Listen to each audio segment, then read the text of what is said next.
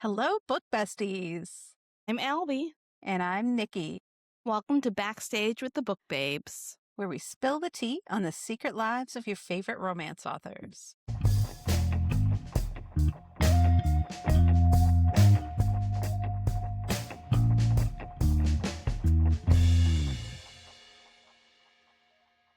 We've got a fantastic author joining us today who writes in a few different subgenres, so we can't wait to introduce him to you. But first off, what have you been up to this week, Alby? My super exciting news is I got a new sweater. Let me stand up so you can see Ooh. it. It's ace pattern and it's in my little cat things. Oh, So it literally looks like a cat and it's in my flag and I get to wear it for forever. I'm super excited about it. did someone hand make it for you? Yes. A friend of mine at the writing group that I run here in Grand Rapids called Writing Time GR, we meet Saturday mornings and Sunday mornings to get together. And I was like, oh, I would love something like this, but I've never found one. And she's like, I'll just make you one. And I was like, can I buy it from you? And she's like, nope, I'm just going to make it Oh, for you. I was that's like, so nice. you're amazing. I love that. So that's my exciting news. It's not really writing related or anything, but it makes me happy. Well, you got to be happy about things. Like we said, 2026. You got to be happy about what you can be happy You about, got to right? find something to be happy about. Exactly. What about you, Nikki? How have you been? Well, you know what I'm happy about? Because we recorded another episode already today and we're talking, it was my birthday yesterday. So my very favorite birthday gift I got is like a collapsible wagon to take to book events. So I'm so excited about that. I have It's a a gift that keeps on giving. but so many other authors have these collapsible wagons and you can fit so much in them and they're so sturdy. And I am too cheap to buy myself one. So I had asked my stepmother to look out for one at Costco and I would pay her for it. And then she just bought it for me for my birthday. So aces. I love Great, that. great, Yeah. great gift. Yeah, A great gift and supportive of your career too. exactly. She also gave me this cool book tier for Christmas last year that I use at signings. And I love that too. Yeah. Useful gifts are so good, especially when they're useful for your author career, right? Yes, I'm all about the useful gift or the experience. Yes, experiences. Yes. So that's what's going on with us. But now we're super excited to introduce you to Kent Holland, a huge book babe. Welcome to you, Kent. Hi, thank you. So good to be here.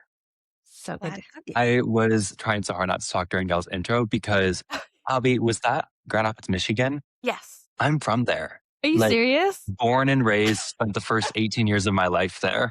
Oh my gosh, I'm so glad you got out. Yeah, so when you said that, I was like, Good for you. so, you say so glad I got out. Yeah, because I did for a while and then it reeled me back in. And now I'm stuck here because now I have a cat and a festival that I run and Yeah, fair. No, I've stayed out. Yeah, I'm. But also, congratulations. thank you. And then, Nikki, when you said your news, your birthday was yesterday. Yes. So is mine. Oh my God, that's amazing. I'm loving this. I'm loving this. Oh my Happy birthday. God. You too. Happy birthday. Thank you. Did That's you so get any exciting. amazing gifts? I got some really cute books, or I got this for myself. But my mom got me, a gift card for more books. Nice. And that was sweet. Yeah. That's a great And a books couple are the other best cute gift. things. Yeah. Yeah.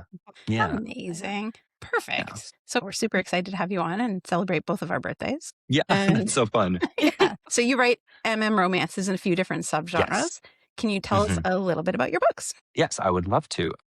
I have some visual aids because why not? Definitely. Do it. So all my books, most of them I would call MM. All of them are queer. I don't use the label MM for all of mine because I do have one with a protagonist who identifies as genderqueer and just part of their journey throughout the book is that part of their life. But yes, generally speaking, I would say MM. So visual aid number one, I've got a couple series and some standalones. So the first series is the Marquis Men series. It's a trilogy of theater-related romances, all set in New York City. So we've got one about a writer and an actor, a playwright and an actor, one about two competing actors, one about a ballet dancer. And I just always loved theater. And so that was when I decided I'm going to be a writer or I'm going to publish my writing. That was what I started with. So that was the Marquis Men trilogy. Let me sift through the visual aids. Next, we have the Wanderlust series. So these are all travel rom-coms or rom-coms that exist around the world. So these are really fun. Like, I know we're not supposed to have favorite children, but these might be mine. So that's We a all do. 4-book series. We all do. Yeah. So this one's a 4-book series. Like my others, like interconnected a little bit. What else? Again, visual aids here. I have this one's still my proof copy from way back when. I have a romantasy that's also Ooh. queer. This one, I like my first love in fiction was fantasy. Yeah. And then as I grew up a little bit, also romantasy as that became bigger again in the market. And so this is like maybe not my favorite child, but it's up there. What else we got? We have a cowboy, a wilder Nice. winter. That one's really fun. I don't know. I enjoy a Western. I enjoy a cowboy hat. And I was like, I love a hot willing to- cowboy. That's my next book coming out is a you're cowboy. so right. Oh my God. I'll have to read. That sounds exciting. And then of course I had my hockey romances. Cast? Yes. So this is the Frostbitten series, which is a series of 4 queer hockey romances. Nice. Starts with Beauty and the Basher. And then there's 3 others, the last of which just released, I want to say April 30th. So not too long ago. That's some perfect timing with all the heated Congratulations. rivalry buzz. Oh my God. Right. Oh, good. And like, this is almost embarrassing to admit as a writer of romance. I had never heard of heated rivalry before the show. Neither had I. And I had written the first book already of this series, and it was scheduled to come out in January, which is right when, boom. Yeah. And I was like, well, that's kind of fun for me. I love that. That's It worked beautiful. kinda nice. Beautiful. Yeah. Love But yeah, that's what I got. Amazing. Nice. I love all the And now different you said that some of them are interconnected.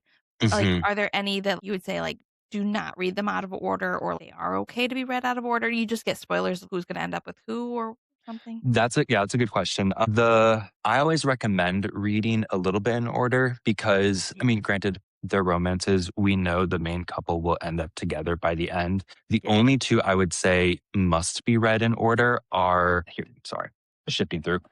Backtrack and Foreign Tongue. So this is the only direct sequel. It's a novella and it's like a direct sequel to Backtrack. So those are the only 2 I would say you got to read them in order. And then I might say the same thing for Captain and the Comeback and Pucker and the Pop Star, because Pucker and the Pop Star, which is one of the hockey romances, features the main couple from Captain and the Comeback. And there's a little bit more development in their story that occurs there. Oh, okay. That's good. Yeah. Good to But know. for the most part, they can be read out of order. Yeah. That's the nice thing about like interconnected. Yeah.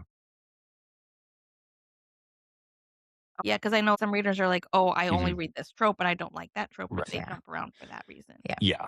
Is there a specific series that you recommend readers starting with to move through your writing? Yeah, it's a good question. And I usually say it kind of depends on the reader and what they're interested in. Because if you love a rom-com specifically, I would say the Wanderlust series is my most rom-com heavy. I also think it's just, that's when I began to find my stride as a writer. So I think that's a good place to start. But I think the Frostbitten series, being hockey, is probably the most accessible, especially to maybe newer readers of the romance genre. And I do think it's some of my best writing because it's my most recent. Yeah, for sure. We're all always growing and evolving. And Always learning, growing. right? Always growing. Yeah. Yes. Yeah. Yes. Yeah. Mhm. How spicy are we talking for your books? Are we talking all the chili peppers or just a couple? Yeah. Chili peppers are subjective, but there are chili peppers in these books. Like that door is wide open. Beautiful. Wide open. Like I'm not even sure there's a door on the hinges at this point in my books. So yes, there is spice. Yeah. Beautiful. Which I love. Yeah. As do we. Yeah. Mhm. Yeah. Oh, yeah. So we saw that you went to school for English and entrepreneurship. Did you always Yes. plan to be an author, or was that something that sort of grew? No, I think I always planned on it. I always dreamed and hoped for it. I would say that, and put the dream and the hope along with being a relatively driven person and also like having a crippling fear of failure. Yes, I always planned on being a writer.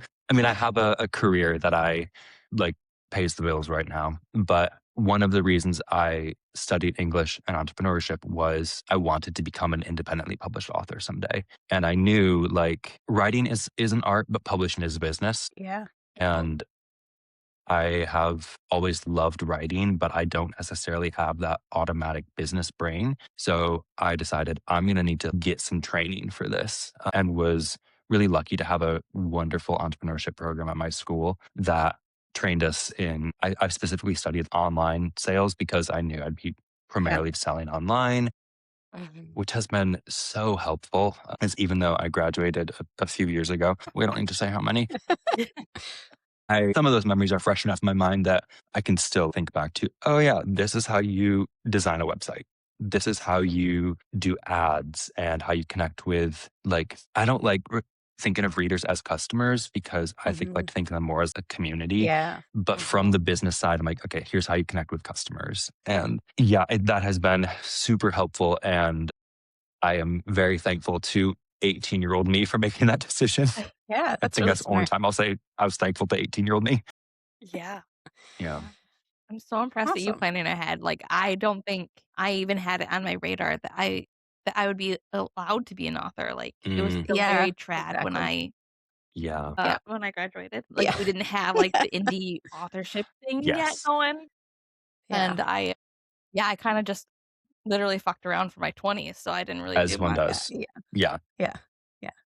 It, I think it was my dad actually who introduced me to independent publishing because he's one of those like always reading the tech news, always thinking what's the latest in the entrepreneurial world.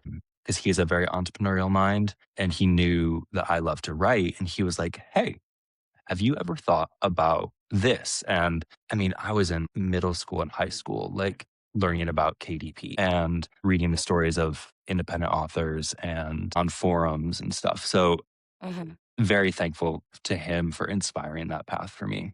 That's awesome. Yeah. Oh. Yeah.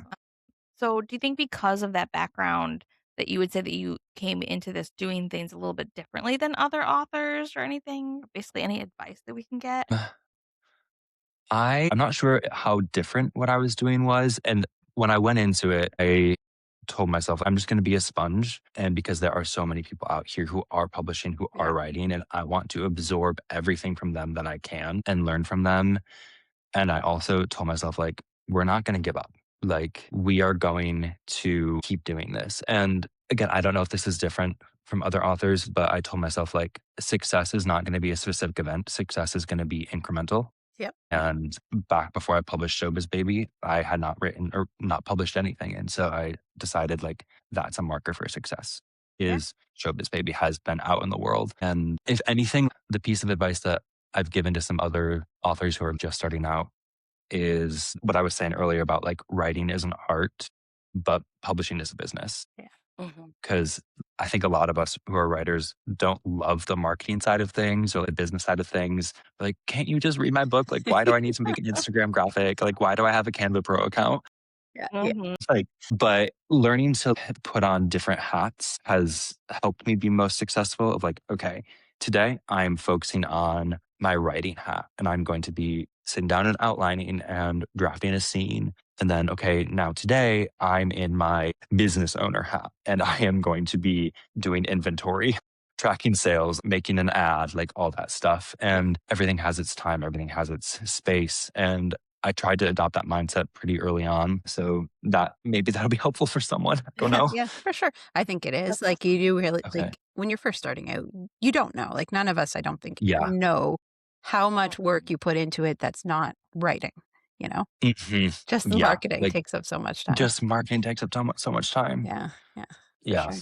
Now to hit these success markers, do you set out 5-year plans for your business and then break it down year by year, or how do you set that up? I do series by series plans basically. So when I first started, I mapped out my first 2 series. So that was Marquis Men and Wanderlust. I was like, okay, my goal is to have like, these are the release date goals I have for these books. That means that they need to be written by X date because if it's not written, it can't be submitted to Amazon or Ingram or whatever you're using. So there's no product to produce. So I broke it down from there of if say I want to release Hothead, my upcoming book, if I'm spoiling that, sorry, June 30th, I was like, okay, it needs to be done by this date in April so that I can have it for edits, so that it can go to ARC readers by this date, so that it gives them time to read and review by this date. So yes, I plan a lot.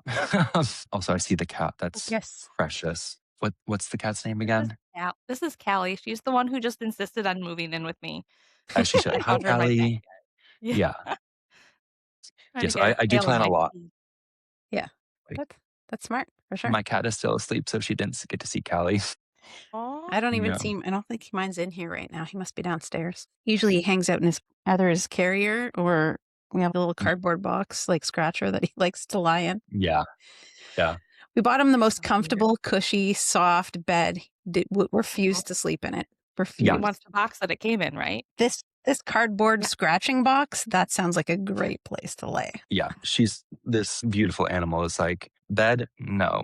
Your shoulder? Yes. Your throat while you're trying to sleep? Yeah, The best place. exactly. Yeah. Yeah. She's like, let me just step right on your trachea. You don't need that. Yeah.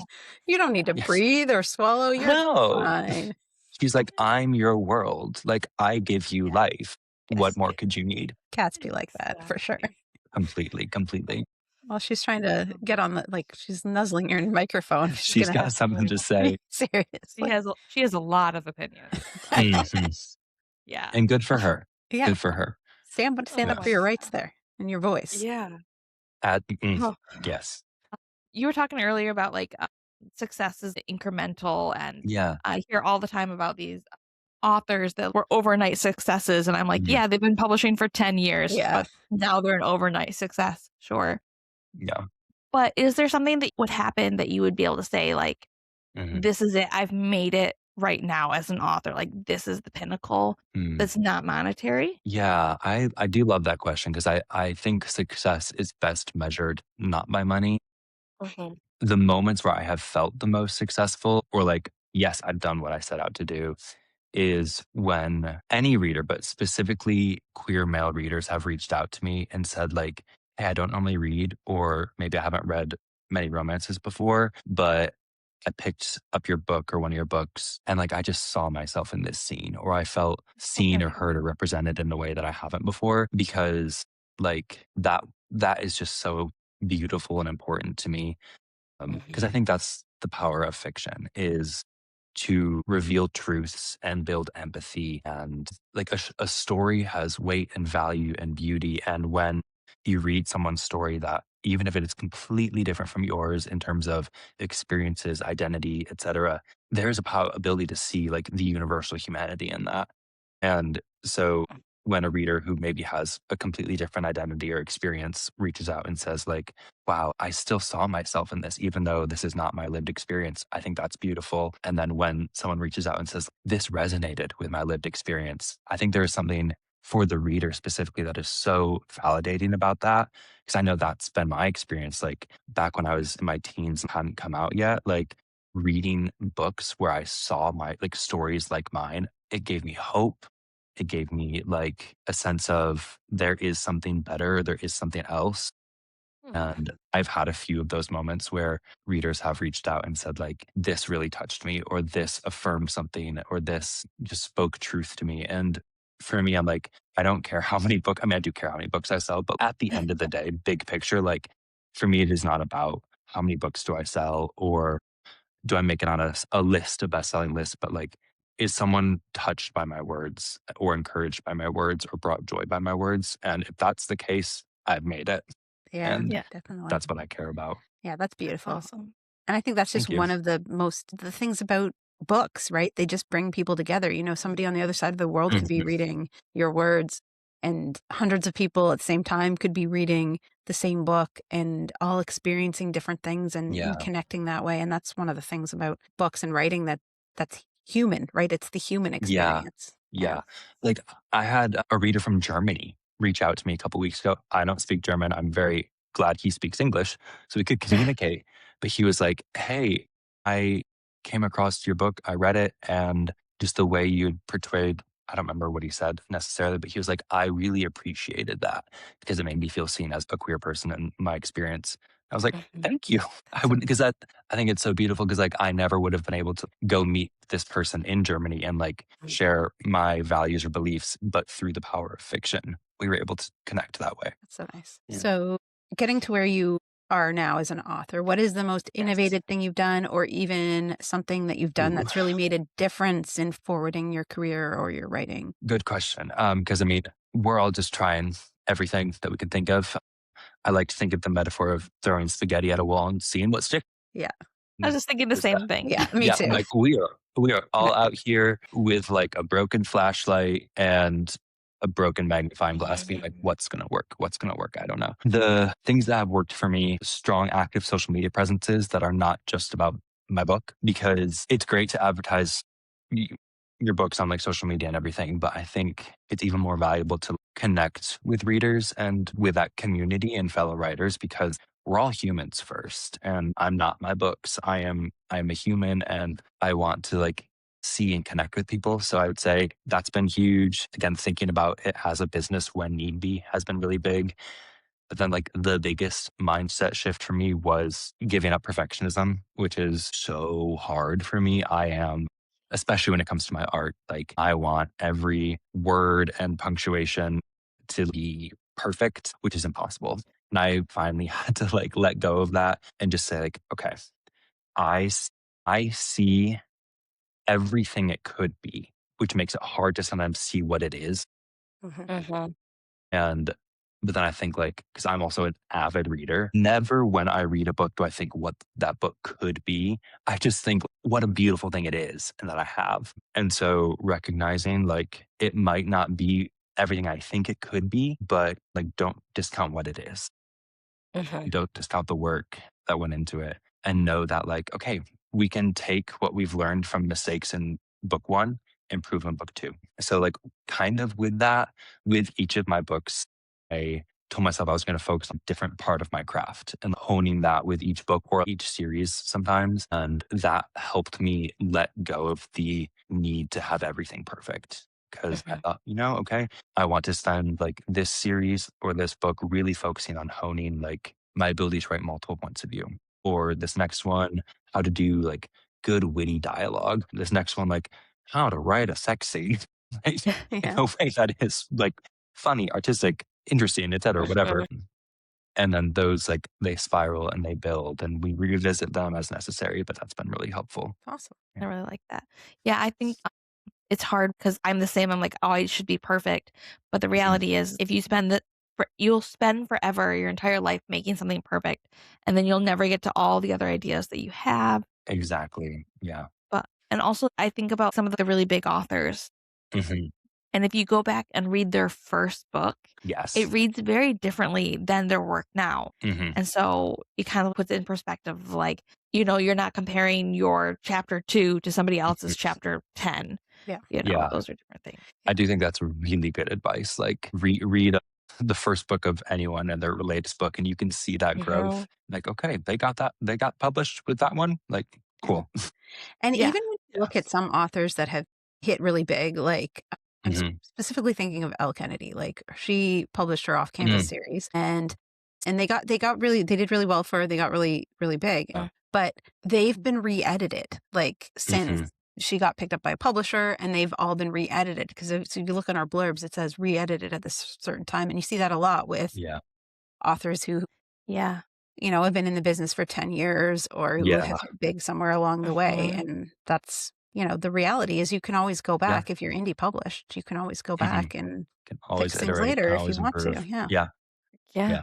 I like that flexibility. So a lot of authors do live events. And I think do you say you have a couple coming up? I've got one coming up. Okay. I'm currently not allowed to say what it is, but I do have something coming up next year that I'm very excited about, and I cannot wait to connect with some readers in person there. That's exciting. When you are looking at doing live events, are there any criteria that you're like, these are the things I wanted to meet, and like how you pick things? Yeah, the most important one to me is that an event is championing intersectional voices, and that as broadly as possible. Like in terms of my own identity, like I will not go to an event that is not queer friendly. I mean, that would not make sense for me to be at an event like that.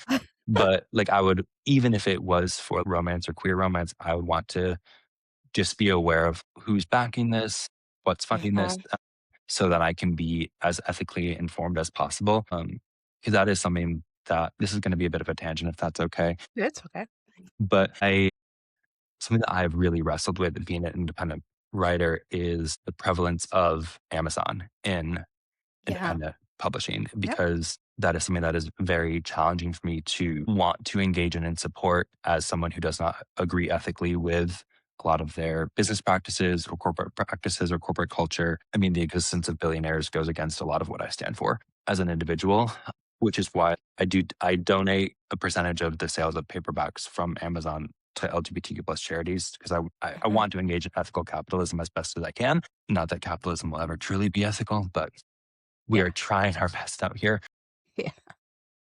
But all that to say, like, with events, I do want to know, like, is this something that I feel is like virtuous in upholding like marginalized voices? Also thinking like, would I be taking the spot from someone else who maybe like is being overlooked? Because I do have to the fact that I am part of a marginalized like queer community, but I also have all the privileges of a straight white man and not straight cis white man. Classic. But I'm like, we can either edit that out or keep that in, because that's kind of funny. Whatever you want to do with that one, honestly. I think it's the first time I've called myself straight since I was in high school. But recognizing that I do have the privileges of a cis white man and not wanting to like overstate my own importance in a room. So yeah. Also looking at how far we'll have to travel to get to this event, and can I afford it? Yeah, if we're speaking that's important for sure. Because that's important too, because budgeting is hard in 2026. Yeah. Oh yeah. Yeah. I think you're completely right on all those things. It's a big challenge that I know has been a conversation for a while in a lot of romance spaces, because romance readers predominantly read on KU. I mean, the last K-Lytics reports have shown that it's like 80+% are all on KU, because there's so many, like, I have friends who read romance and they've read over 200 books last year.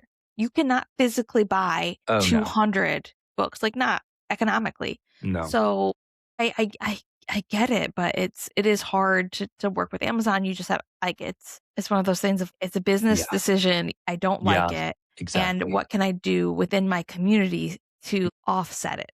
Yes, because I'm like, that's what I've always been thinking about. Like, yes, donating a percent of the proceeds, but also in my immediate community, like, am I championing marginalized voices? Am I standing up against, et cetera, et cetera? And because, I mean, being an ethical consumer and an ethical person is like morning to night, keeps going. And like those TikToks of like women trying to survive 2026, like, just, it's hard out here. Yeah, for sure. Yeah.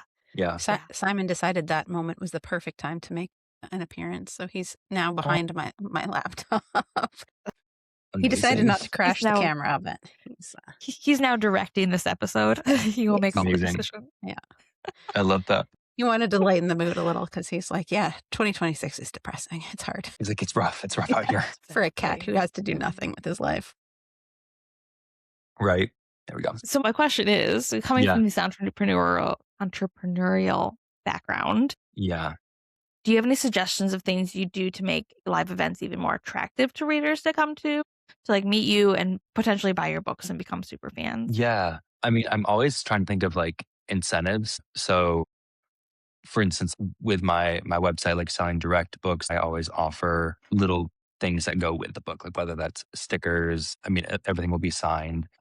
And I like to, as I'm planning my appearance at this event, like I will have I will have merch, I will have fun goodies and things that are no cost to the reader, but added bonus. And because as a reader, that's what I would love. I'm like, give me free stuff, like please. For sure. And I also, I hope that because I only have one pretty significant event coming up, that I will be able to give my all there and be present with my readers, because that will be a new thing for me. And like, I am looking forward to the opportunity to connect with readers in person. And I hope that readers would also be looking forward to that. Yeah. But yeah, I think from a business perspective, like what can I offer in terms of free stuff? Like what can I offer that builds on the story, that builds on the experience? And I do want to, this is something I'm still like workshopping and brainstorming, but some way to, again, give back with it. Like, because that's something that's been a part of my business model since the start is giving back. Like, how can I do that there? Like, whether that's maybe you can buy an extra thing and all the proceeds from that will go to X charity or whatever. Nice. because like I always want to find something like that I can do. That's awesome. Yeah. Yeah. That's Thank you. awesome. So for the big event you have coming up, do you know when Mhm. you're going to be able to announce it, or do you not have that information? I think they'll be announcing later this fall because it's not till next year. Okay. Yeah, So you gotta, but you have to keep the secret for so I long. know I'm That's so hard. embargoed or whatever it's called. I'm not good at keeping secrets. That's so hard. Yeah, Yeah. Like when it's you get hard a out new here. cover and then you can't announce it for a little while and you have to hide it. Mhm. Oh, that's the worst. Yeah, Oh, yeah. that's Like I want everyone to know because it's so Seriously. cool. Yeah, Awesome. Oh Well, my good God. luck with that. Keeping the secret. thank you, thank you. Well, we can't wait to find out. I can't wait to let you all know. I am bursting. Yeah. And you were talking earlier about ensuring that events are safe spaces and Mhm. everyone has representation. So this question's a little bit more controversial, and I know Okay. this has been a conversation for a while in this space, and you don't have to answer if you don't want to. But romance has gotten very popular, especially like even before HR came out. Mm. But many are written by women, some queer, some not. As an openly queer author of gay and queer romance, are you supportive of women writing these romances, or would you prefer to see them written by own voice authors, or is there space for everyone? What are we thinking? I think that is a great question. And I do think that is a hard conversation just in the reading community because so many people have investment in that answer. I am very supportive of everyone who wants to write, fundamentally because I don't believe any creator or author owes anyone their identity. And I think the idea of dictating who can and cannot write within certain spaces, especially when it is related to identity that does not is not visibly disclosed all the time, especially in a climate and community and time period in which disclosure of that identity might not always be a safe thing for a person. I don't like the idea of saying like X group of people cannot write this book or write this type of book because many of my favorite queer romances have been written by authors who don't identify as queer men because like I think I had said earlier, ultimately fiction is about the human experience. Mhm. And Yep. some of the books that I have connected most deeply with like are not about people whose identities are like mine. And I know people who don't reflect my identity. I've read my books and enjoyed them. And I believe that fiction has that power for empathy. I think in terms of like anyone who's writing anything, we have a duty to do it well. And I don't think that just because I identify as a gay man that I'm necessarily going to write a better book or give them a more accurate version of the queer experience because there is no the queer Yeah. experience. There are Mhm. experiences, and I know my experience, but that's not everyone's. And there are going to be so many authors of all different identities who can connect with different types of experience. And just because so and so writer might not be a queer man, that writer has every other incredible aspect of their identity that they're pulling from in their fiction. And because none of us are just one aspect of our identity.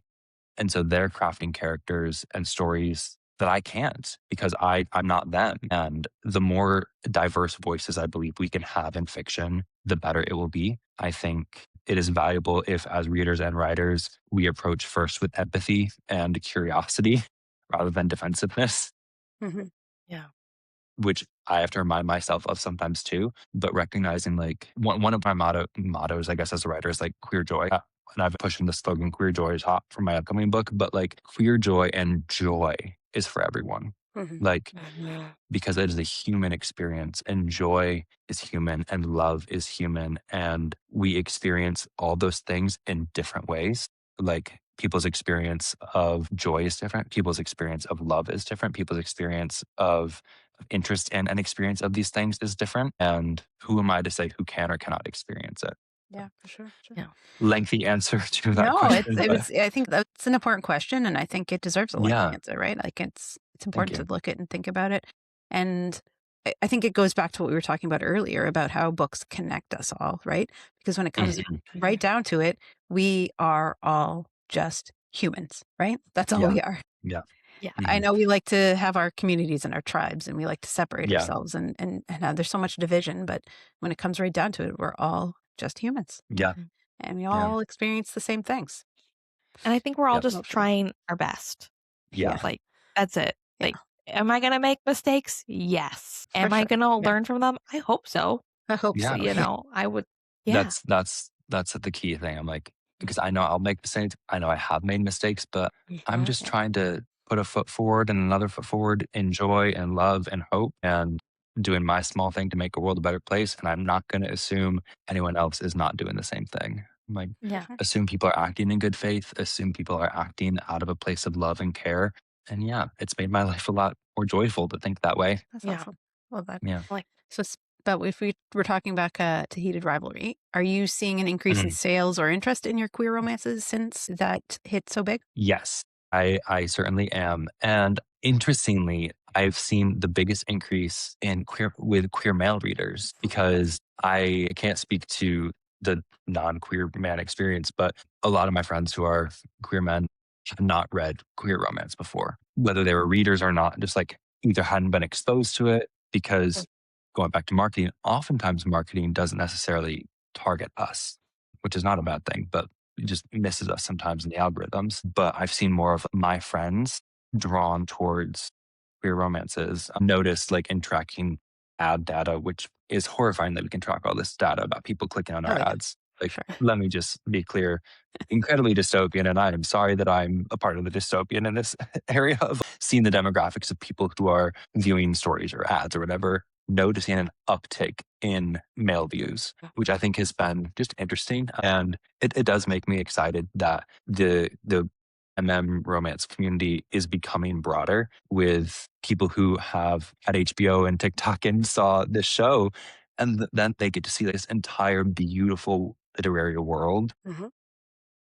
And so, I've noticed upticks in my sales. I've noticed upticks in the visibility of the genre in general. And that makes me really excited beyond my own business. For sure. Yeah. Yes. Yeah. All the things that we can track makes as a business person is like, oh, look, all this great data I can use. And then as an individual, I'm like, this is terrible and I don't want any of this. Yeah, I'm like, I don't want it. I'm good, actually. I'm like, when you're making an ad and it's like, select the interests of the people. I'm like, I don't like that you know this. It's like, what are they interested in? How old are they? Where are they from that you want to target? I'm like, I don't like that I can choose this. And I don't like that you're able to work with that and that you know. Because I'm like, how many times have I been chosen and then bought something because of it? Exactly. Yeah. We were talking about sports romance. Yes. And in particularly, hockey is super hot right now. Do you see another subgenre of romance that's coming up on the horizon where like male or queer romance will dominate again? I am. Not that it's not in other areas. Yeah, true. Yeah. I have my eye on tennis romance. Yes. And I have maybe or maybe not something in the cooker. Nice. Maybe not. But I've noticed a couple that are either been announced recently or that have come out recently and are excellent. And I've been wondering this since the movie Challengers came out, actually, because, with Zendaya and Mike Weiss and Josh O'Connor, because I think a couple people saw that and were like, okay, but what if the boys kissed? What if Zendaya wasn't there? I know that's what I wondered when I watched it. Maybe I'm alone in that, but love Zendaya. But what if she wasn't there? And so I'm wondering if that's gonna uptick. I also think, based from what I've seen, baseball romance has been that feels like especially with the Savannah Bananas and Banana Ball. Like, I just think for me personally, it was like I'm in Ontario, Canada. So my team is the Toronto Blue Jays, and they were in the World Series last year. I'm going to age myself here, but I watched the Blue Jays win back-to-back World Series championships back in the 90s. Okay. And love that. so to see them doing well, but just the team, like they are just your classic found family dynamic, because you see these players and how much they care about each other and the things they say about each other in interviews. And as a team, it just seems like a real community. And that sparked my interest, because I was like, oh, that's the kind of thing that you want to see. They really seem like the things you write about. So that kind of excitement. All I can think is, how many times do they slap each other's butts? Because that's super important. They do that a lot. Exactly. Another reason why I think soccer and rugby should also make a larger appearance in the romance genre, purely for the literary value, but also for that. And also the less clothing, because like I love a hockey romance, but you can't see a single thing when they're wearing their hockey bulky. gear. It's bulky. Have you seen those thighs on the rugby players? Yeah. And they hike those shorts up real short. It's great. A scrum. Yes. Yes. Exactly. Yes. I think it's only fair because I've seen the women's teams for so many years get skimpier and skimpier clothing. And I think if they do it to the women's team, they needed to do it to the men's it should team. be equal. Yeah. I agree. I am in full support of this idea, actually. Yeah. All or nothing. Either nobody wears all or nothing. Like everybody wears skimpy clothes, or everybody wears, other There we clothes. go. There we go. We're fixing some issues right now. We are. I think. We are. Yeah. This is the important work. They should hire us to do policy somewhere. For sure. Yeah. We have the new think tank. You know what? Yes. Everyone is talking. There's a lot of talk online, like what if the world were a matriarchy? Well, how about if it was just run by romance authors? That seems way better. I'm here for it. We create all these fictional, amazing worlds. Why don't we just turn that into the real world? Yeah, and we always have a happily ever after. Exactly. There's no fight. There's no wars. There's no, Oh, people. Everything can be resolved. Okay. I think I'll start campaigning soon. Yeah. But aside from that, and aside from the sports romance, you have a new book coming out, which you dropped a little hint of earlier. Yes. So can you tell us a little bit about that one? Yes. I am so bummed I don't have the proof yet. It gets here tomorrow, but it's called Hothead. It is a queer firefighter romance. The basic premise is like two firefighters at a station in San Francisco develop a secret very kinky relationship. And it eventually, as things do, things develop. Hijinks ensue. Feelings might get involved. Who knows? Certainly not me. I didn't write. I wrote it. So, but I had so much fun with this book because it like hands down a romance, but I also tried to infuse some action and some suspense in there because they are very much firefighters doing their thing. And that third act of the book, y'all, like you might want to be prepared with some tissues. I don't know. Oh, okay. Like things get a little intense. We love an emotional, angsty. Great. It's a roller coaster. It's a roller coaster, but I think it's maybe my best work yet in terms of like, because I try to have each of my books like have a theme or a topic that's like below the romance. Like what else is this book about? Like the one that I just saw in front of me, Up for Air, one of my Wanderlust romances, is about environmentalism and specifically coral reef conservation. But this Hothead, it's about grief kind of and moving on and processing grief and trauma. So there is some heavy stuff in it. I hope readers know that going into it. There's some good trigger warnings and content warnings in the book so that we can be informed about it. But I do hope that it makes the story like all the more powerful and beautiful. So yeah, I wish I could tell you all about it. Like if you have questions that I might be able to answer them, but yeah, I'm really excited about it. I do have two follow-up questions. Yes, please. One, you said it was kinky. So are there any hoses involved? There are water sports. Okay. Good to know. But that's so like they make a lot of hose jokes. Okay. But then the hosing doesn't come from the fire truck, if I can say that. Gotcha. It's all good. That's what we like to hear. 2 thumbs up. Okay. The second one, is this going to be a series? Do you have a planned firefighter series? Okay, perfect. Yes, I do. So this will be my most standalone series. The others have had pretty clear connections. Like I've already started outlining the second book, and that is going to be pretty disconnected from this one. Like this is my longest book, Hothead, but the second longest, I think. And it is very much like a full, complete story. And the next one will also be the same. And there might be then some more novellas or short stories that connect things yet. Like my mind is always spinning for stuff like that. For sure. But yes, it will be a series and it will be standalone series. Beautiful. Yes. And then how much research did you do about firefighting, particularly as a good job? Not necessarily the sex scenes, but like as the job firefighting. A lot. Yeah. So, and that's still ongoing because my thing with world building and research is, one, I want to show respect to our first responders who do this job, and I'm very appreciative of it. So respect, realism. Like I want the book to feel real in those scenes and not just paper deep real. Like I wouldn't say the realism is much deeper than paper, I did a lot of research and did my best to portray things accurately. I would not say it is a textbook about firefighting or firefighter paramedic specifically, but no, I was researching like what sort of training, what are these tools all called? What's the difference between a fire truck and a fire engine? There's a difference, apparently. That's huge. Good to know. Like, what would they call their ambulance? What would they call these things? A lot of research of like, if they responded to this sort of call, what would they do? What happens when the call comes? And some of that was like, I live near a fire station in the park over here.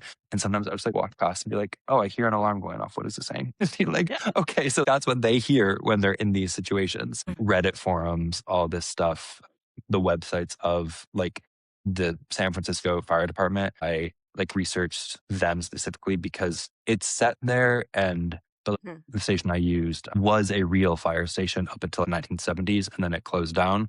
I was like, perfect, that's going to be my station. So Station 27 in San Francisco is not currently operational, but it was at one point a real place. And in my universe, it is still a real place.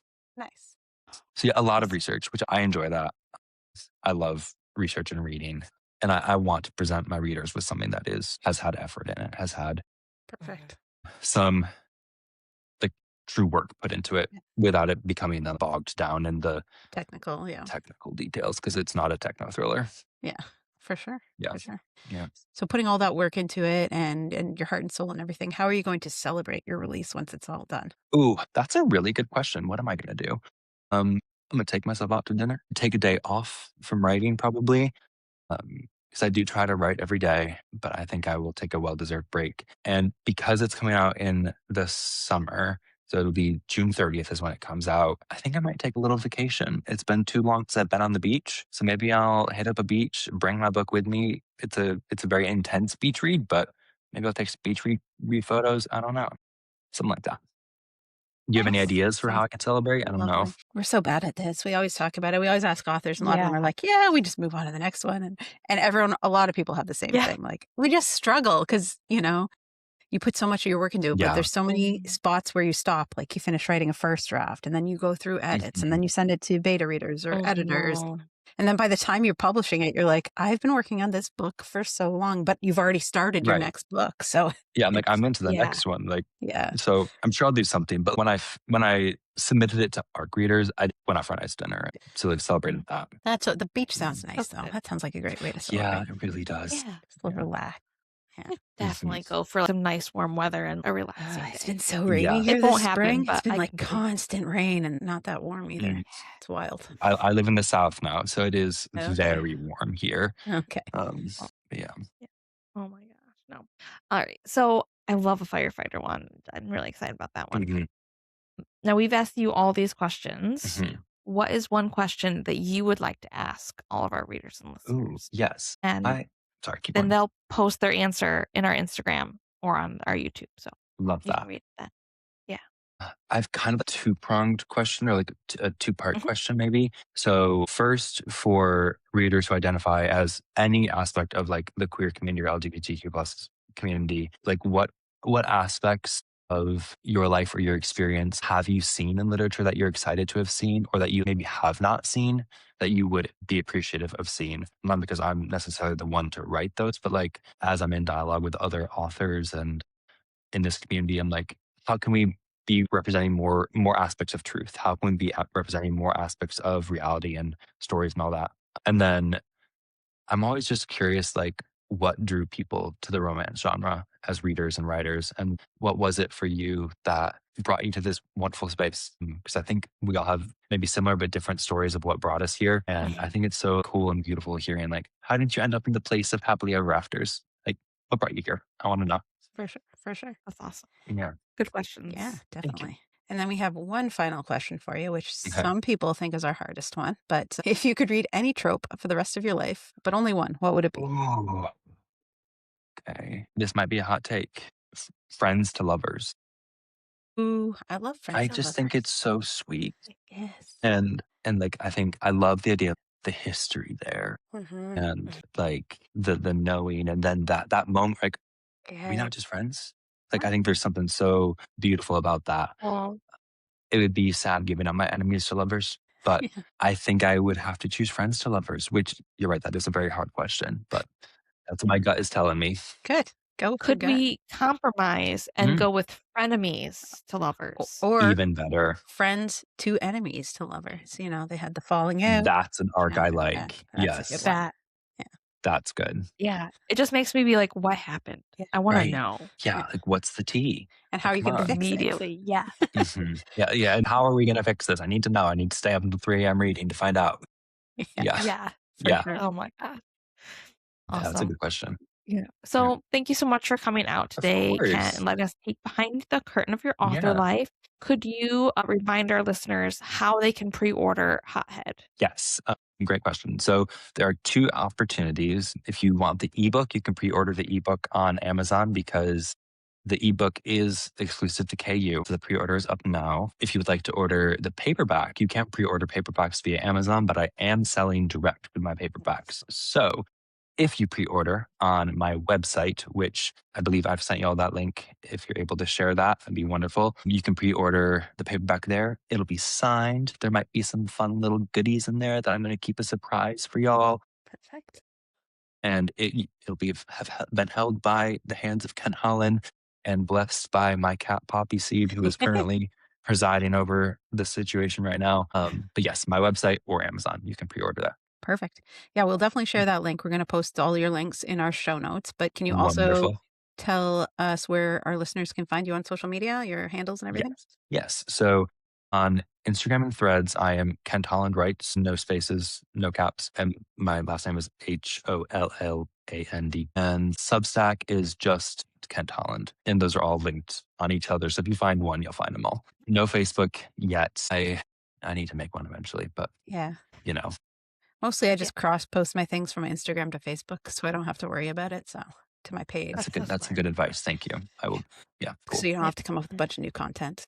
Because there's only so much I can produce. Exactly. I am not a bottomless well. Yeah. It will run Marketing dry at some point. machine. Ugh.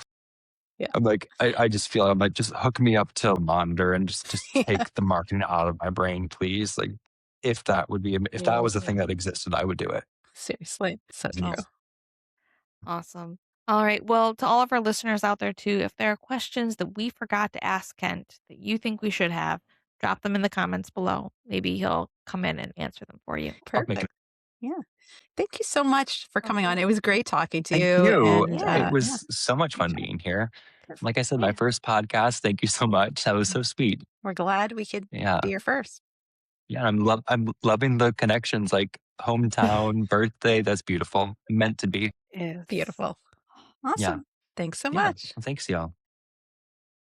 Thanks for getting dirty with us. If you had fun, leave a review on Apple, Spotify, or wherever you listen to your podcasts. New episodes will be released every Wednesday, and we've got an amazing lineup of authors to share with you. If there's someone you'd love to see on our show, or you've got burning questions for your favorite authors, send us an email to backstagewiththebookbabes@gmail.com or leave us a comment on our social media accounts. You can find us on Instagram, Threads, and TikTok, Backstage with the Book Babes. Links and applications for authors to join us as guests are at linktree/Backstage with the Book Babes. You can follow me, Alby Blake, with that handle on social media, specifically Instagram and TikTok. You can follow me, Nikki Jewell, and learn about my books at authornikkijewell.com. I'm also on Instagram, Threads, and TikTok at NikkiJewell_books. Thanks again for joining the party. Keep turning those pages and keep it spicy.